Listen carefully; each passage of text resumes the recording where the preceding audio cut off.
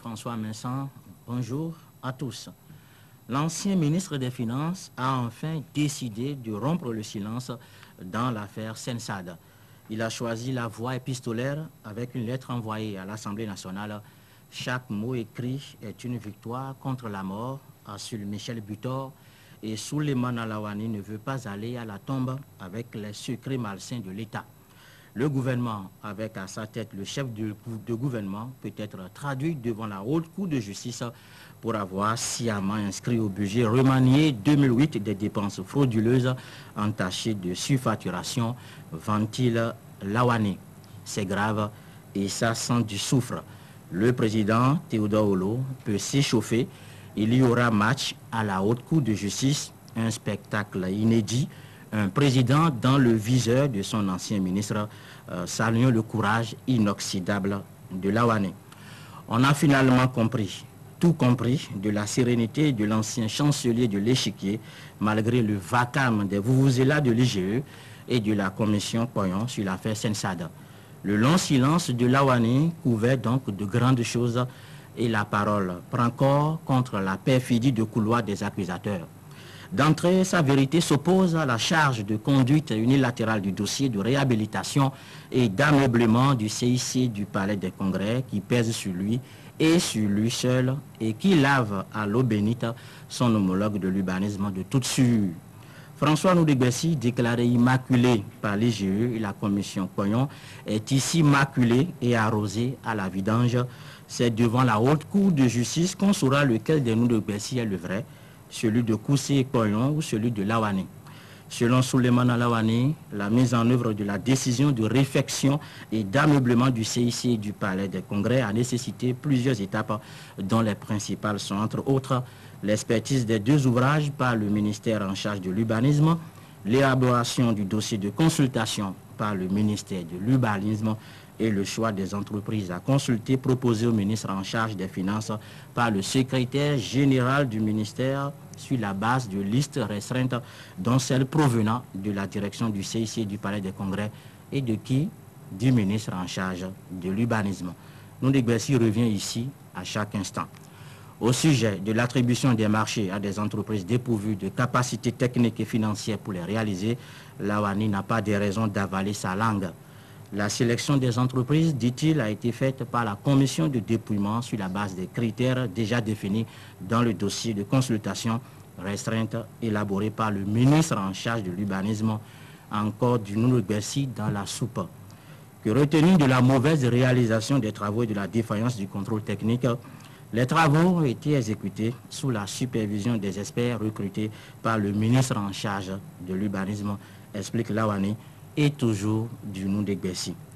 C'est sur le ciel de la surfacturation que les prévisions météorologiques sont scandaleuses. L'enchaînement de questions et d'affirmations de Laouani annonce de grosses sensations devant Olo et les juges de la haute cour de justice. Pourquoi les dépenses sujettes à caution n'ont-elles pas été détectées et rejetées par le gouvernement qui est astreint au contrôle de l'exécution des dépenses de l'État? Le gouvernement a-t-il inscrit sciemment des dépenses frauduleuses dans le projet de budget 2008 remanié et transmis au Parlement? Dans la foulée de cette chaîne d'interrogation, Laouani condamne la prise d'ordonnance par le chef de l'État pour rendre exécutoire sans réserve les dépenses contestées et suspectées par les députés. Le chef de l'État qui a pris l'ordonnance est responsable de même que le gouvernement qui a adopté le budget remanié. Et si les surfacturations étaient avérées, la réparation doit s'élargir à tous les acteurs concernés, y compris, s'il vous plaît, le gouvernement, notamment le chef de l'État et les ministres, jure Laouani. Ce dossier Sensad, agité par le pouvoir l'acide concentré de la réflexion du CIC et du Palais des Congrès, a d'autres volets boueux, écartés vicieusement du champ de la nation par l'IGE et consorts. Enfin, de jeter dans le puits de l'oubli l'attribution de parcelles aux promoteurs immobiliers, la viabilisation des sites, la construction de 14 villas, l'extension du parking de l'aéroport, la liaison aéroport-place du souvenir, l'aménagement et l'équipement du palais des hôtes de marque et que sais-je encore. Il y aura donc match spécial à la haute cour de justice. Attention, attention, on ne touche pas impunément à un ministre des Finances, un premier ministre bis.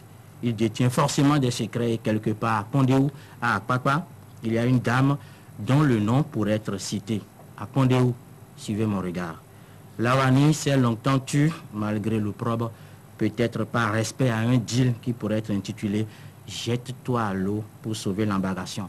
Mais le Rubicon est franchi avec cette épée de la haute cour de justice porteuse de peine privative de liberté et il refuse alors de périr seul. Voilà donc la conclusion du chroniqueur winner ABC Souleymane Lawani parle enfin dans le dossier de la SENSAD. Le mémorandum signé par Souleymane Lawani comporte la brutalité et les implications d'un tsunami politique. Celui-là que Boni Yayi appelait le pauvre garçon s'est enfin mis à table 14 mois après son fracassant limogeage, très certainement fatigué par l'indigne silence, mais aussi et surtout fatigué de recevoir des coups. Je pense qu'il était temps. On ne demande pas à un étranglé de se taire, on ne demande pas à un supplicié que d'être patient. Ça, c'est une parole de bourreau. Et Souleymane Lawani a enfin parlé, ou du moins il a écrit, et cela donne une curieuse ambiance, mettons, de règlement de compte entre caïds, ou si vous voulez, mettons, une ambiance de cours de récréation. Il donne de la matière, Souleymane donne de la matière aux honorables qui espèrent bouffer du Boni Yayi, qui espèrent le poursuivre devant la haute cour de justice. En lui, ces honorables-là trouvent un supplétif de luxe. On peut alors dire que c'est l'histoire de l'arroseur arrosé. Et puis, il faut dire que on peut s'interroger sur ce que Boni Yayi a peut-être pris des risques inconsidérés. Est-ce qu'il a bien calculé les risques en s'en prenant à Souleymane Lawani notamment? Je voudrais insister qu'à cette étape de ma réflexion, la présomption d'innocence et l'élégance doivent pouvoir jouer à fond. Mais on observe que la démarche du ministre Souleymane Lawani traduit quand même un certain désespoir, un sentiment d'avoir été trahi peut-être, et relève très certainement d'un prosaïque réflexe de survie. C'est comme si, Sulpice en parlait, c'est comme s'il y avait un deal au départ. Jette-toi à l'eau pour sauver l'embarcation. Le gars, il a attendu longtemps une bouée de sauvetage, c'est pas venu et il s'est décidé à couler l'embarcation et le capitaine avec quoi. Il a probablement espéré qu'au pire des cas, Souleymane a probablement espéré qu'au pire des cas, on le laisserait tranquille, mais il s'est aperçu que l'avant-dernier rebondissement dans le dossier SENSAD le livrait en victime sacrificielle, livré pour distraire le peuple, mais aussi livré pour satisfaire la vindicte populaire de ce peuple qui est peut-être avide de coupables, avide de sang frais. Maintenant, est-ce que Souleymane Lawani a volé ce qui lui arrive? Ça, je ne peux pas répondre. Mais on constate assez clairement qu'il est décidé à ne pas couler tout seul. Et en même temps, en faisant la démarche qu'il vient de faire là, de poser là, il ruine ce qui reste de la crédibilité du régime du changement, du régime dit du changement. Il y a quand même que ce qui ressort en ce moment, c'est l'image d'un régime qui est devenu une machine à fabriquer des scandales politico-financiers et à répétition. Et précisément, dans la démarche de Souleymane, c'est la fable de la cuillère et de la louche qui rythme ainsi le quotidien des Béninois, impuissants devant le saccage du trésor public. Je veux dire que cette affaire-ci, le SENSAD Gate, sera extrêmement dur à enrober pour Boni Yayi. Tout à fait, parce que Sulpice disait d'ailleurs tout à l'heure qu'il y aura match inédit à la haute cour de justice. André Dossa, Sulpice, dans sa conclusion, nous dit tout simplement que Souleymane Lawani refuse de périr seul. Est-ce que cela veut dire qu'en réalité, il ne doit pas en principe être le seul à être épinglé dans ce dossier et que peut-être c'est justement cette mise en accusation devant la haute cour de justice qui a sonné en lui la révolte? Tout à fait, François. Souleymane Lawani, on le constate à travers ces documents publiés, à travers sa réaction, qu'il refuse tout simplement d'être jeté en pâture pour satisfaire un peu les victimes de l'affaire ICC qui réclament des têtes. Et puis voilà, dans le souci effectivement de satisfaire cette envie des populations. On a pris beaucoup de risques, on n'a pas vraiment mesuré,